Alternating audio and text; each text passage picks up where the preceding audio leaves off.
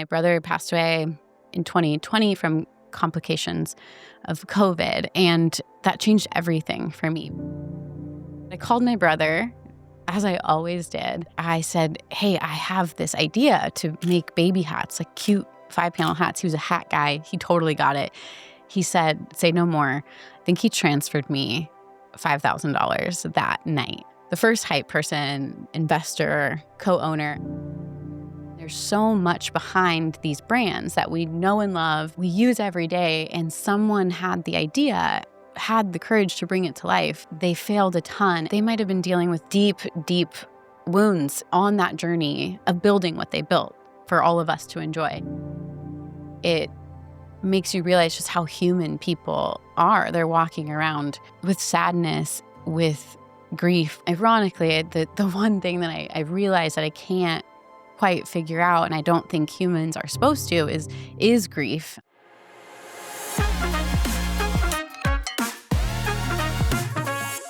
So I started Kinship in 2016 when I was pregnant. I actually didn't find out the gender of the baby I was having, which I think is because there's very few mysteries left in the world, and that felt like a really fun one to have. But I was living in San Francisco. My brother was living in San Francisco.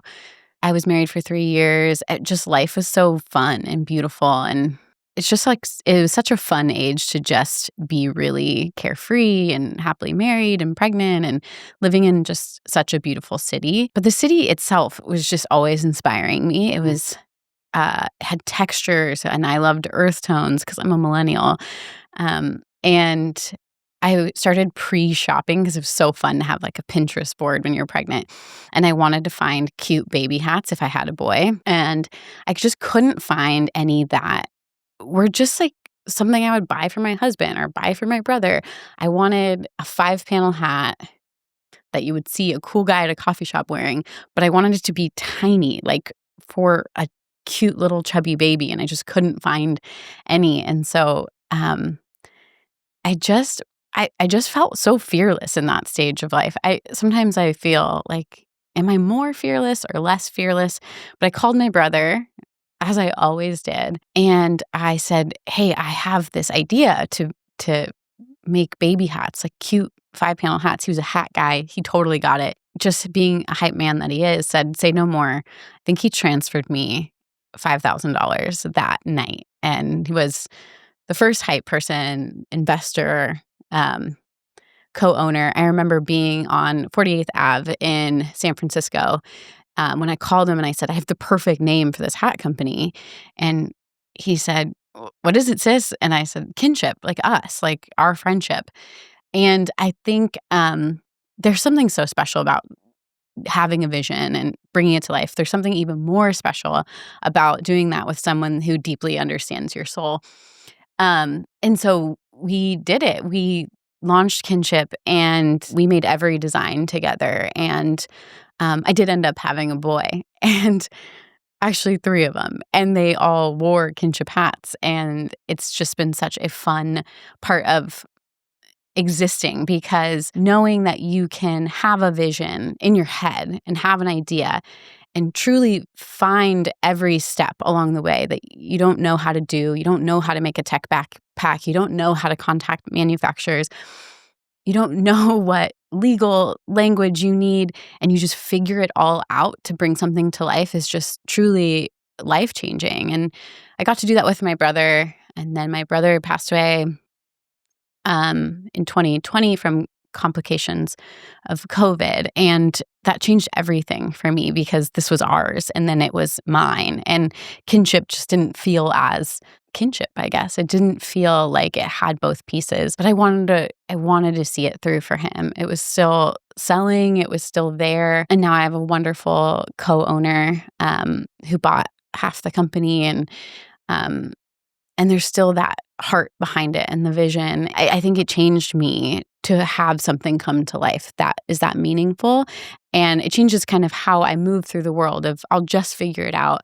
I've never done that before, but I'll just figure it out. Ironically, the one thing that I realized that I can't quite figure out, and I don't think humans are supposed to, is grief. I've recently lost my mom last week, who was an addict, and so I've like really lost her over 20 years. But I knew the wave of grief that I had to hold and look at. I wasn't going to be able to figure it out, like I did figuring out how to make a hat company. And I really think that is what these little moments, I figured this out and I couldn't figure this out.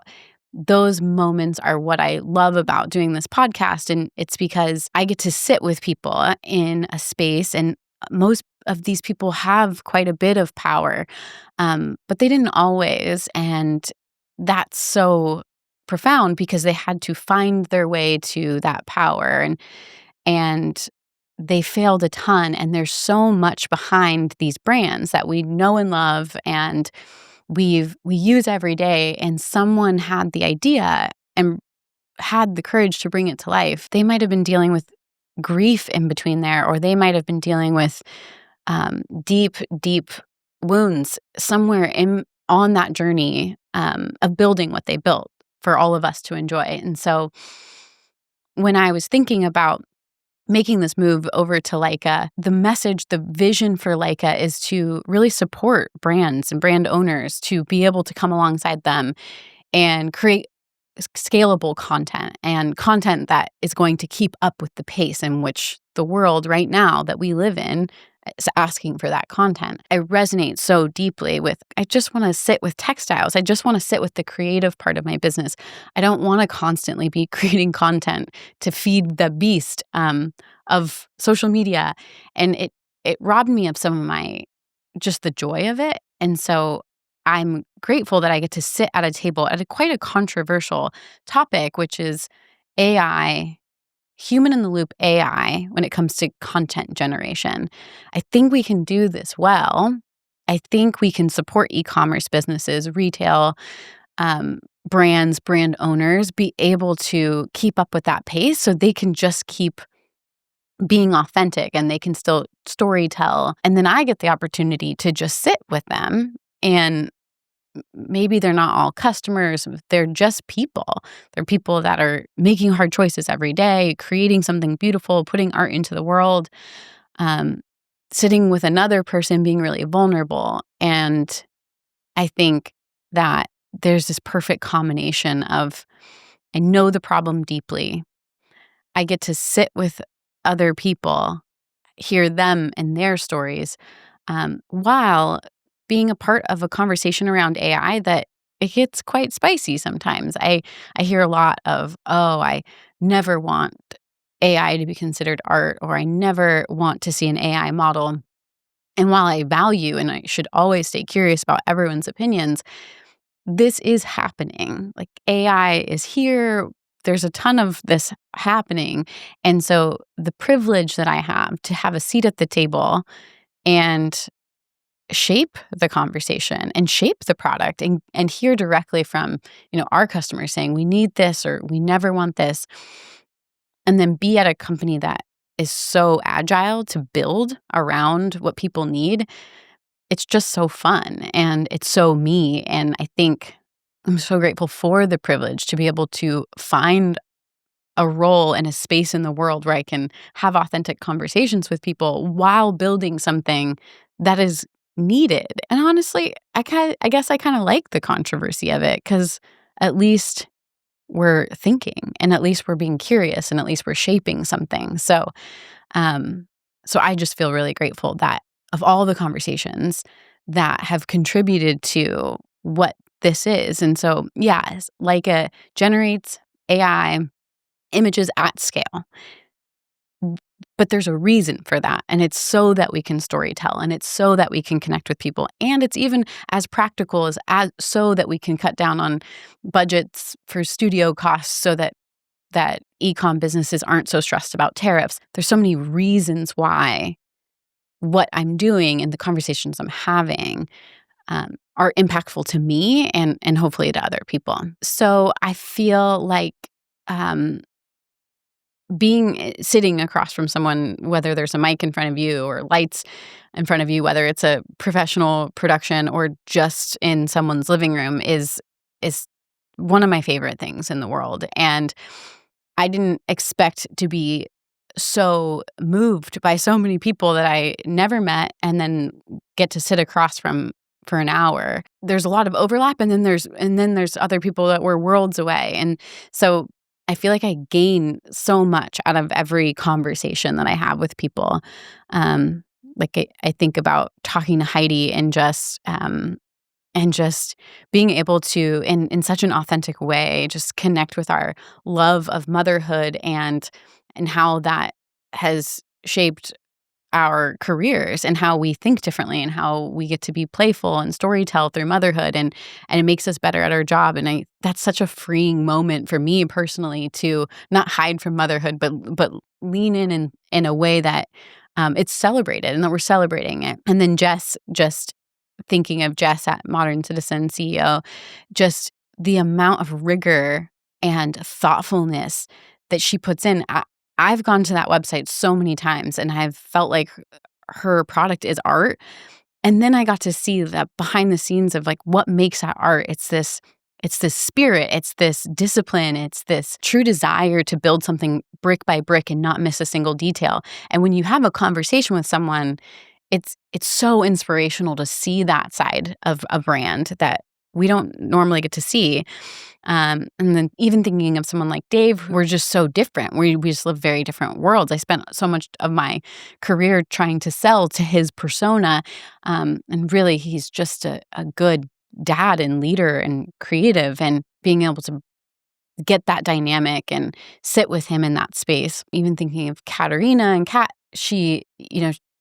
when you hear that it wasn't always a straight line, you're reminded that you can also walk that path. Like, you could also choose to do something courageous like she did, and take on such a large rock, a scientific journey, and to make the world better for humans, and then do research and push the envelope. It's so inspiring to sit across from someone who has been told no so many times, because we don't hear the no. We don't see the no when we go to their websites. And I think that's the beauty of these deep conversations is it demystifies the success, and it makes you want to go hear no, I guess. It makes you okay with hearing no, and it makes you realize just how human people are. They're walking around with sadness, with grief, with magic, with